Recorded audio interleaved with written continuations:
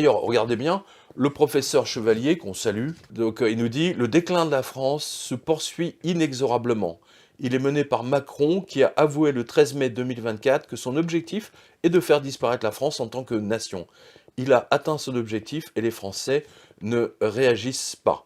Je vous informe que je n'ai plus aucun contact avec cet homme. Ah bah... Plus aucun.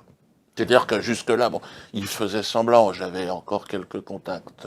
Ah, on a vu son inauguration au Voilà, Louvre. vous l'avez vu. Ah, Voilà. avec le triangle Voilà. lumineux. Hein, Oui, c'est- oui, non, il file un mauvais coton. Comment vous dites? Oui, il file un mauvais coton. Et il file un très très mauvais coton. D'ailleurs, Attention. il pourrait même ouvrir une filature à Roubaix, hein, pour le coup, parce que... Alors, mais vous savez, je ne dis jamais de mal des gens.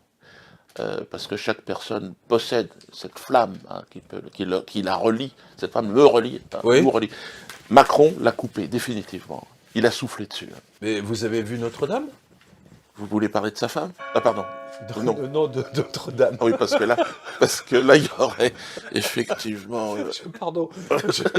Oui, voilà. On s'est compris. Voilà, des sujets. Vous connaissez la vérité, Ouais. hein, on est bien d'accord.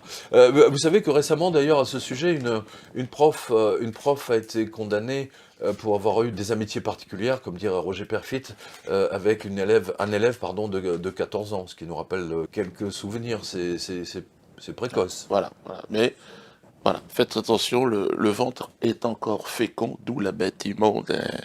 Mais croyez-moi qu'elle rôde, elle nous regarde. Donc, Ça, justement, pour aller dans l'article précédent, regardez bien. Du coup, à Bercy, au ministère des Finances, ils ont décidé de baisser. Alors, tous ceux qui avaient des plans d'épargne logement, des LEP, enfin, vous voyez les petits. oui, machins. les gens Voilà. essayent. Donc, Essaye qui de étaient survivre. rémunérés à 3%, sachant que l'inflation, la vraie, elle est à 15%. Donc, déjà, c'est moins 12%, taux négatif. C'est un disniqué, c'est au Japon, par définition. Eh bien, figurez-vous que là, Bercy donc a décidé de baisser. C'est plus 3%, c'est 2,5%. C'est-à-dire qu'ils vont voler encore plus de milliards sur l'épargne des Français. C'est le vol organisé global des citoyens. Parce que le gouvernement, enfin les gouvernements, entre guillemets, qui se succèdent les uns aux autres. C'est terrible. Quel est votre sentiment là-dessus, Seigneur Dieu, Je suis. luminaire céleste? Oui, je suis en état de sidération. Et c'est étrange par rapport à une personne comme moi qui regarde avec énormément de recul, de distance. Oui. Mais là, je ne comprends pas tout. Quand j'observe un criquet, une mouche, j'arrive à trouver une logique. Mais là, je n'arrive pas. Et puis cette soif d'autodestruction, qui est intrinsèque, j'ai l'impression, à l'espèce. Avec la destruction, évidemment, de la population, de manière générale, c'est ce mépris du peuple. Mais en fait, c'est intéressant ce que vous dites, vous parlez des criquets, etc. C'est un peu comme les 10 plaies d'Égypte, sauf que c'est Macron lui-même qui déclenche les 10 plaies d'Égypte contre sa C'est propre ça. population. C'est ça. Ce que je veux, c'est que vous, partout, vous alliez le faire gagner, parce que c'est notre projet. Ça n'est une invasion de criquets, d'insectes et de sauterelles, c'est vrai. Et ça rase tout. Oui, mais Y a plus rien. l'inflation est une sorte d'invasion de criquets. Tiens, à ce propos, il y en a un que vous devez certainement connaître, il s'appelle Bill Gates, parce qu'il il a le syndrome de Dieu, Ah, pardonnez-moi, bien sûr, Seigneur. si je connais Bill Gates. Il s'est pris pour moi. On a un différend avec Bill. Je lui ai expliqué. Tu manges, tu fais caca. Tu n'as rien à voir avec moi. Et il me dit, tout s'achète. Oui, exactement. Et vous savez ce qu'il a fait en Floride là? Je sais plus, je crois qu'il a vacciné des moustiques, ou il a fabriqué des moustiques avec un autre Ça ADN. m'étonne pas. Et en fait, maintenant, il y a une résurgence du paludisme, ou de je sais plus quoi en Floride, ça a commencé. Donc ce garçon est devenu totalement fou. Il se prend pour vous, mais c'est absolument effroyable. Il n'est pas le seul. Non, c'est vrai. Précisons-le, il y en a d'autres. Il y en a d'autres. Klaus Schwab, rappelez-vous, Ouais, à Davos. ouais. Il a disparu de la circulation. Qu'est-ce que vous avez fait? Il y a des dossiers qui traînent sur ce personnage, si vous voulez, qui sont en train de ressortir. Encore une fois, dans cette petite cour ce sont des gens turbulents. Moi, je leur ai dit, calmez-vous, arrêtez, dites la vérité, rejoignez-moi. Non, ils ne veulent pas. Ils pataugent dans un mensonge qui aujourd'hui les asphyxie littéralement. Et ils vont tomber, et je vous l'annonce, un par un. Un par un. Un par un. Écoutez, hein, nous attendons ça avec impatience. Impatience, mais sans haine. Sans haine. Très important de le préciser. Nous n'incitons pas.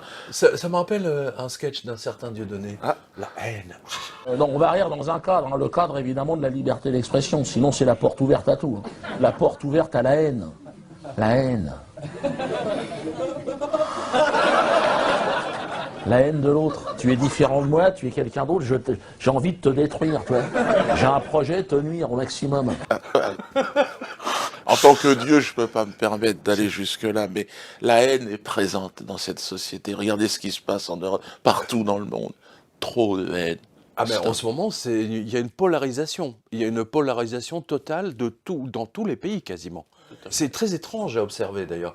Et Marie, donc, alors c'est pas la Sainte Vierge, hein, D'accord. Je connais, mais oui. Ouais, oui. Alors l'autre, je la connais pas. Alors parlez-moi de cette Marie. Alors Marie, donc notre attachée de presse, qui est très fan d'un auteur remarquable qui s'appelle Immanuel Velikovsky, en fait s'intéresse beaucoup à l'emplacement de ce qu'on appelait le pôle Nord. Et en fait le pôle Nord s'est déplacé depuis à peu près 50 ans et il se trouve maintenant au Canada. Et en fait il se déplace en permanence, ce qui fait qu'en fait il y a une polarisation qui se fait. Et ce qu'on a observé, alors, puisque vous êtes dans les cieux, vous avez vu que quasiment chaque jour ou tous les 2 jours, enfin en tout cas moi je le vois dans le Daily Mail, dans toute la presse américaine, tous les jours il y a quelqu'un qui pète un plomb dans un avion et donc ils veulent ouvrir la porte. Alors ça c'est depuis que Monsieur Davos, Monsieur Schwab, n'ayez pas peur, hein, râle, les a vaccinés. Si on n'a rien à cacher, il ne faut pas avoir peur. Et en fait, ils veulent ouvrir la porte de l'avion. Et on a vu, alors on a une vidéo incroyable d'un type qui a pété un plomb et qui s'est attaqué au siège. Il s'est attaqué au siège de l'avion, littéralement, comme s'il pensait que c'était une personne. Cell phone video capturing the man standing on his reclined seat, stomping on it repeatedly. He destroyed the tray table while kicking the seat over and over. Finally, several passengers and the flight crew worked to restrain the man using seatbelts to tie him. C'est très étrange de ce qu'on observe en ce moment. Pas beaucoup plus étrange d'observer Emmanuel Macron qui a un peu ce comportement. Écoutez-moi 2 secondes. Vous m'écoutez 2 secondes. Oh! Parce que vous êtes content d'être en France. Parce que si c'était pas la France, pour vous dire, vous seriez 10 000 fois plus dans la merde. Je vais prendre un micro. Je suis pour rien pour le cyclone. Mais vous avez raison de parler de dépolarisation de cette planète. Et vous êtes... Repolarisation. On ne sait pas trop, en tout cas un décalage. Oui. Et effectivement, ce décalage, on le constate partout. Les hommes ne savent plus où est le sud, où est le nord, où est un homme, où est une femme. On ne sait plus exactement ce qui se passe. Voyez, parce qu'effectivement, nous sommes reliés. Enfin, vous, je regarde encore une fois, je vous regarde. Et parfois, je pleure. Je pleure. Cet homme qui mange le fauteuil, là, par exemple, il m'a beaucoup touché. Il n'avait pas à le faire. Ah, il travaillait chez Monsieur Meuble avant, c'est pour ça. C'est beaucoup trop excessif. Oui, c'est que manger un fauteuil, c'est effectivement, c'est space quand même.